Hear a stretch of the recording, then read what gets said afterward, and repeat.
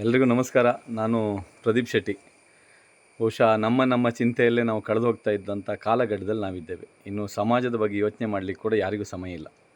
ಆದರೆ ಆನ್ಗಳ್ಳಿಯ ಗೆಳೆಯರ ಬಳಗ ಅನ್ನುವಂಥದ್ದು ಒಂದು ತಂಡ, ನನ್ನ ಆತ್ಮೀಯ ಗೆಳೆಯರೇ ಸೇರಿಕೊಂಡು ಮಾಡಿರುವಂಥ ಈ ತಂಡ ಸತತ 7ನೇ ಬಾರಿ ರಕ್ತದಾನ ಶಿಬಿರವನ್ನು ಮಾಡ್ತಾ ಇದ್ದಾರೆ.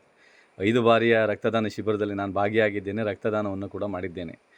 ಆದರೆ ಈ ಬಾರಿ 12ನೇ ತಾರೀಕು ನಾಡಿದ್ದು ಭಾನುವಾರ ದಿನ ಈ ಒಂದು ಕಾರ್ಯಕ್ರಮ, ಎಲ್ಲ ರಕ್ತದಾನಿಗಳು ರಕ್ತವನ್ನು ಕೊಡಲಿಕ್ಕೋಸ್ಕರ ಒಂದು ಕಾರ್ಯಕ್ರಮ ಇದು ಮಾಡಿದ್ದಾರೆ. ಪ್ರತಿ ವರ್ಷವೂ ಕೂಡ 250ರಿಂದ 300 ಯೂನಿಟ್ ಬ್ಲಡ್ಡು ಸಂಗ್ರಹಣೆ ಆಗ್ತದೆ.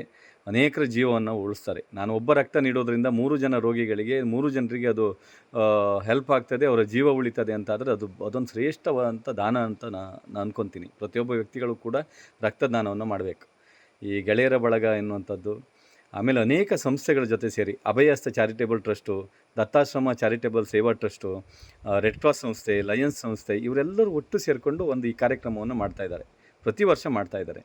ಆದ್ದರಿಂದ ತುಂಬ ಖುಷಿ. ಯಾಕೆ ನಾನು ರಕ್ತದಾನವನ್ನು ಪ್ರತಿ ವರ್ಷವೂ ಅಲ್ಲಿ ಹೋಗಿ ರಕ್ತದಾನ ಮಾಡ್ತೇನೆ ಅಂತ ಹೇಳಿದರೆ, ನನ್ನೂರಿನ ಅನೇಕ ಜನ ಕಷ್ಟದಲ್ಲಿದ್ದವರು, ಮಣಿಪಾಲ ಹಾಸ್ಪಿಟ್ಲಲ್ಲಿದ್ದವರು, ವೆನ್ಲಾಕಲ್ಲಿದ್ದವರು, ಬೇರೆ ಬೇರೆ ಏಜಾ ಹಾಸ್ಪಿಟ್ಲಲ್ಲಿದ್ದವರಿಗೆ ಇಮಿಡಿಯೇಟ್ ರಕ್ತವನ್ನು ಕೊಡಲಿಕ್ಕಾಗಲಿಕ್ಕಿಲ್ಲ, ರೋಗಿಗಳಿಗೆ ಅದಂತ ಆಗಲಿಕ್ಕಿಲ್ಲ. ಆದರೆ ಪ್ರತಿ ಬಾರಿಯೂ ನನ್ನ ಈ ಆತ್ಮೀಯರು ಅಭಯಹಸ್ತದಲ್ಲಿ ಅನೇಕ ಗೆಳೆಯರಿದ್ದಾರೆ, ನಮ್ಮ ಸತೀಶಣ್ಣ ಇದ್ದಾರೆ, ಇವರೆಲ್ಲರೂ ಕೂಡ, ಈ ಶರತ್ ಕಾಂಚನ್ ಅವರು ಇದ್ದಾರೆ. ಇವ್ರಿಗೆ ಒಂದು ಮಾತು ಹೇಳಿದರೆ ಇಮಿಡಿಯೇಟಾಗಿ ರಕ್ತವನ್ನು ಅಲ್ಲಿ ಕೊಡುವಂಥ ವ್ಯವಸ್ಥೆಯನ್ನು ಇವರು ಮಾಡಿದ್ದಾರೆ. ಹಾಗಾಗಿ ಧೈರ್ಯ ನಮಗೆ, ಯಾರು ಏನೇ ಆದರೂ ಕೂಡ ರಕ್ತದ ವಿಷಯದಲ್ಲಿ ಏನಾದರೂ ತೊಂದರೆ ಆದರೆ ಇವರು ಇದ್ದಾರೆ ಎನ್ನುವಂಥ ಧೈರ್ಯ.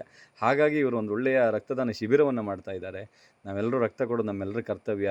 ಹಾಗಾಗಿ ಈ ಕಾರ್ಯಕ್ರಮಗಳು ಹೀಗೆ ಮುಂದುವರಿತಾ ಇರಲಿ, ಅನೇಕ ಜನರಿಗೆ ಇದು ಹೆಲ್ಪ್ ಆಗಲಿ, ಈ ಒಂದು ಸಂಸ್ಥೆ ಕೂಡ ಒಳ್ಳೆಯದಾಗಲಿ.